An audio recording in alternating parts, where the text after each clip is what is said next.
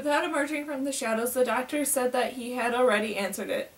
If he believed in an all-powerful God, then he would stop healing people and leave it up to him. But since no one in the world believed in a God of that kind, not even Panaloo, who thought that was what he believed, because no one abandoned himself entirely to him. In this, at least, Ryu felt that he was on the right path, in struggling against the world as he was. "Ah," said Teru, "so that's your idea of your job." "More or less," the doctor said, coming back into the light. Teru whistled softly, and the doctor looked at him. "Oh yes," he said, "you're telling yourself that it takes some pride, but believe me, I have only the pride that it takes. I don't know what awaits me, or what will come after this. For the time being, there was patients who had to be cured. Afterwards, they can reflect on it all, and so can I. But the intermediate task is to cure them. I am defending them as best as I can, that's all." "Against whom?" Ryu turned towards the window. In the distance, where the horizon considered into a dark mass, he sensed the presence of the sea. All he could feel was exhaustion, and at the same time he was struggling against a sudden unreasonable desire to confide a little more with the man, this unusual man who he felt to be his friend and a brother. "I don't know at all, True, I promise you, I don't know. When I first looked at this profession, I did it so to sense abstractity, because I needed to, because it was a career like any other, one of those that young people consider for themselves, and perhaps also because it was especially hard for someone like myself, a working man's son. And then I had to see people die. Do you know what that there are people who refuse to die? Have you ever heard a woman cry out never as she was moments from death? I have. And I realized then that I could not get used to it. I was young, and my disgust through that was the direct against the very order of the world. Since then I have become more modest. Quite simply, I am not used to seeing people die. I don't know anything more than that. But after all," Ryu paused and sat down again. His mouth felt dry.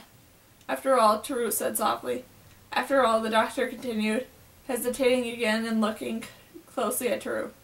"And this is something that a man like yourself might understand. Since the order of the world is governed by death, perhaps it's better for God that we should not believe in him, and struggle with all our strength against death, without raising our eyes to heaven and to his silence." "Yes," Teru agreed. "I can understand. But your victories will always be temporary, that's all." A cloud seemed to pass over Ryu's face. "Always, I know that. But this is a reason not to give up the struggle." "No, it's not a reason. But in the case, I can imagine what this plague must mean to you." "Yes," said Ryu. "An endless defeat." Teru stared at the doctor for a moment. Then he got up and walked stiffly towards the door.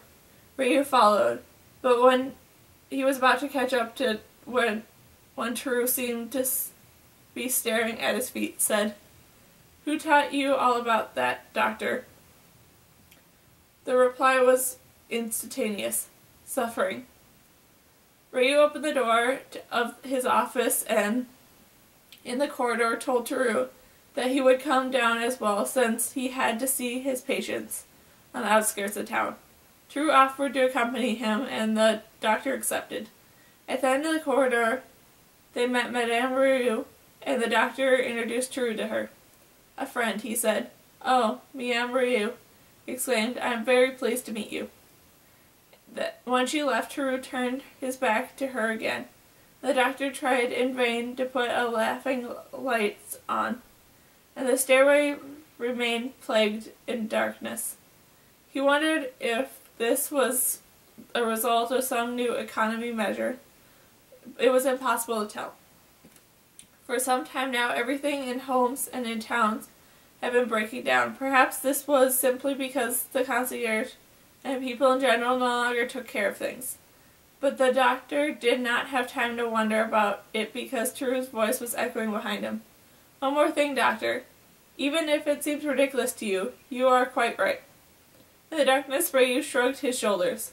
Out for his own benefit. "I don't really know about that, do you?" "Ah," said the other man. "I know most things." The doctor stopped, and behind him Teru's foot slipped on the stair. He recovered his balance by putting his hand on Ryu's shoulder. "Do you think you know everything about life?" the doctor asked. A reply came through the darkness, the same tranquil tone. "Yes." When they came out of the streets, they realized that it was quite late, perhaps 11 o'clock. The town fell silent, inhabited only by the rustling noises. Far, far away, the sirens of ambulances sounded, and they got into the car and Ryu turned on the engine. "You must come to the hospital tomorrow," he said, "to get your preservation vaccines.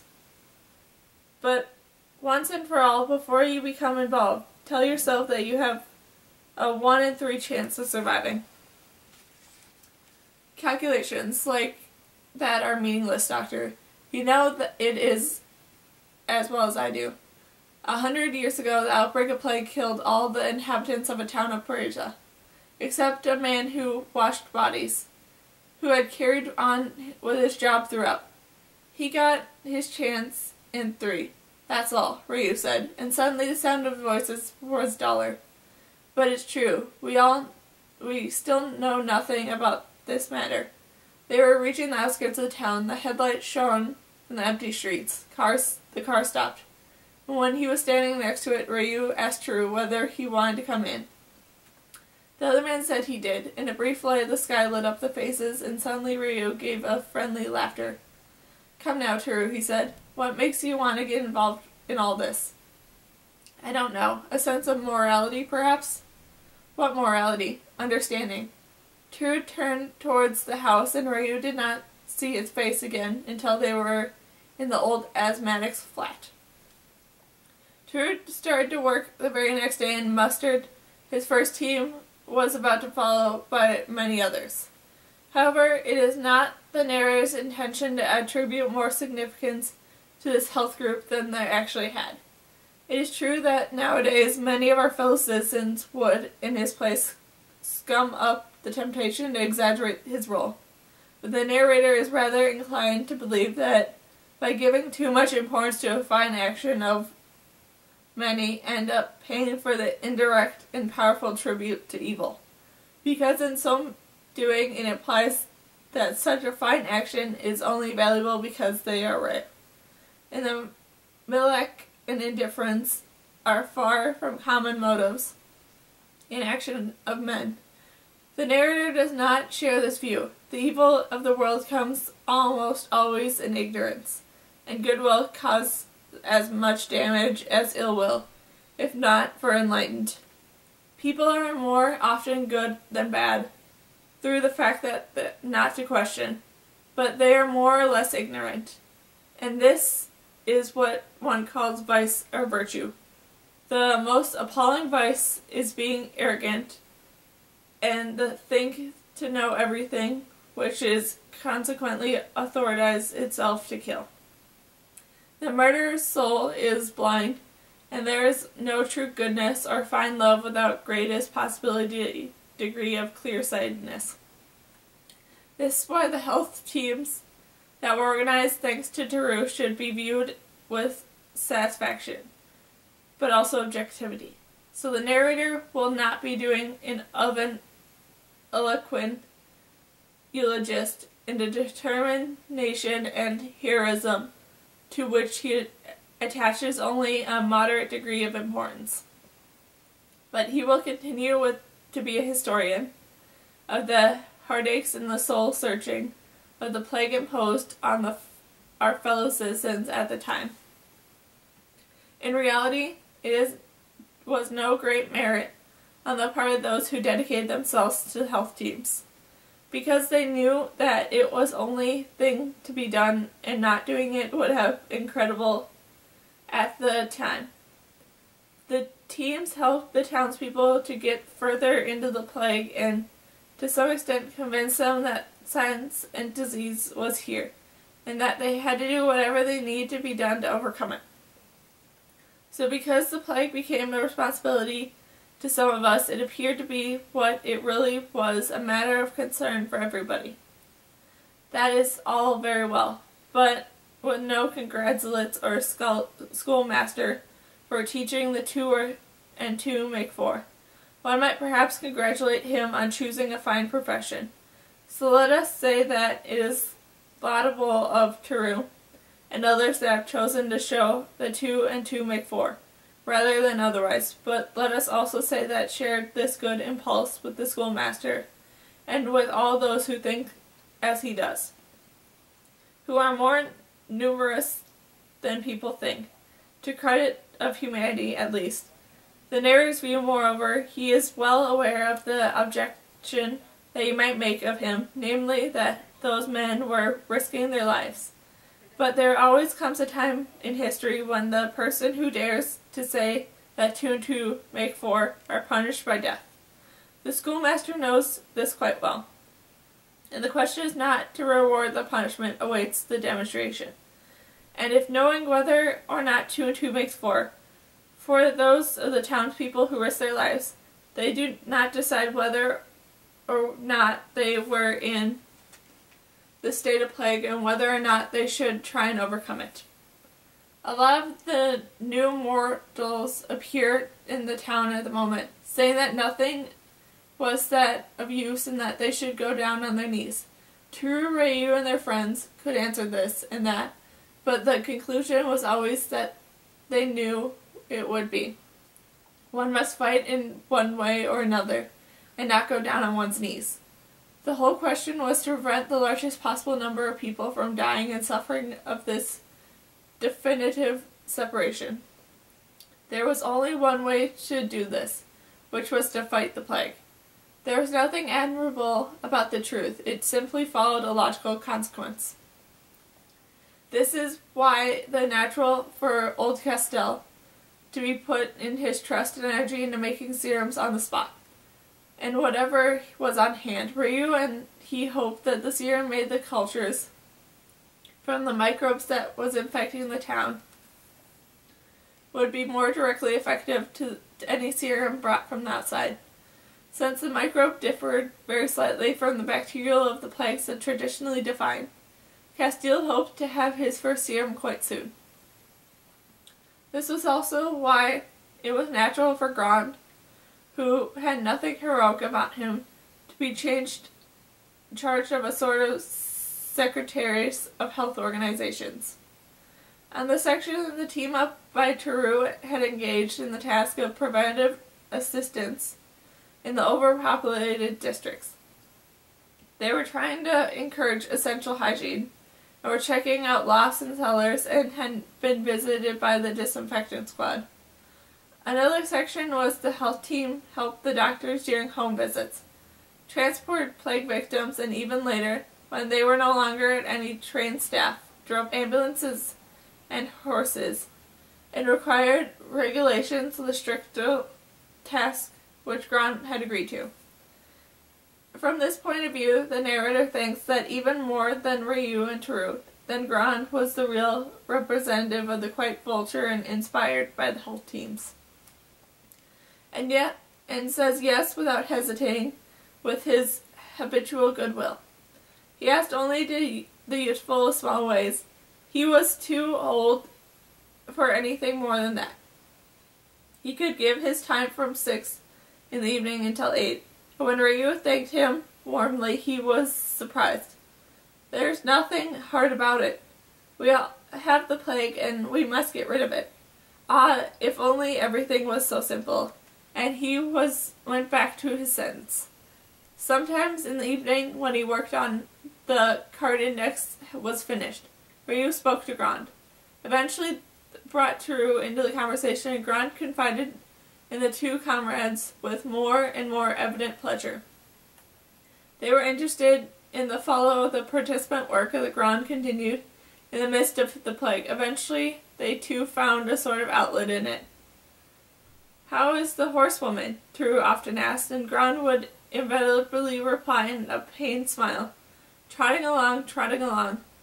One evening, Gran said that he had finally abandoned the adjective elegant for his rider, and now he would describe her as slender, adding that it's more concrete.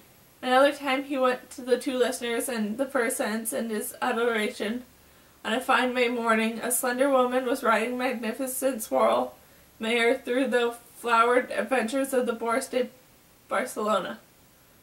But can she see her better, don't you think? Gran said. And I prefer on a May morning because in the month of May draws it out too much. After that, he became very concerned about the adjective magnificent and the elongativity enough. He said that he was hunting for the word that would capture the single snapshot of the splendid animal, and that he had his mind plump was not right. It was concrete but somewhat projective. Lustrous was template, but for a while it sounded was not right. One evening he announced the triumphantly that he found it the black swirl mare. Blackness, he felt, discreetly suggested elegance. It's not possible, Rayu said. Why not? Because the swirl is not a breed. It describes a color. What color? Well, the color is not black in any case. Gran seemed very touched. Thank you, he said. I'm glad you were there. But you see how hard it is. What do you think it represents? Teru asked. Gran looked at him thoughtfully. Yes, he said. Yes. And a smile slowly crossed his face. Shortly after this, he confessed that the word flowered had bothered him, since he had only been in Othon and Malamudar. He would sometimes ask his friends the details about flowery were the avenues of the Bourse de Bologna. And quite honestly, neither Rayu nor Teru had ever had the impression that there were flowers there. But the civil servant conviction made them doubt. He was astonished by their uncertainty. Only artists know how to use their eyes. And then one day the doctor found him in the state of great excitement. He had replaced flowered by the full of flowers, and rubbed his hands. At last we can see them and smell them. Hats off, gentlemen. Triumphantly he read the sentence. On a fine May morning, the slender woman was riding the repulsant swirl mare through the avenues full of flowers in the Bourse de Bologna. And when it was read aloud, the representation of and the end of the sentence sounded ugly, and Gran stumbled a little over it. He sat down, seeming crushed. Then he asked the doctor's permission to leave, and needed to think for a while. It was around this time that he learned later that he staved off a slow sighs of absent-mindedness at the office, which was considered unfortunate at the moment, and demands of the Hotel de Villa were overwhelming, and had to manage the reduced staff. His work was suffering, and his head of the department seriously criticized him. With the reminder that he was paid to carry out duties he was not in fact carrying out, it appears that he had heard the department head say that you are doing voluntary service for the health teams in addition to your work. This does not concern me. What does concern me is your work, and the first way to make yourself useful for these dreadful circumstances is to do your work for us well. Otherwise, the rest is pointless. He's right, Gran told Rayu. Yes, he is right, the doctor agreed. But I can't concentrate. I don't know how to resolve the end of my sentence.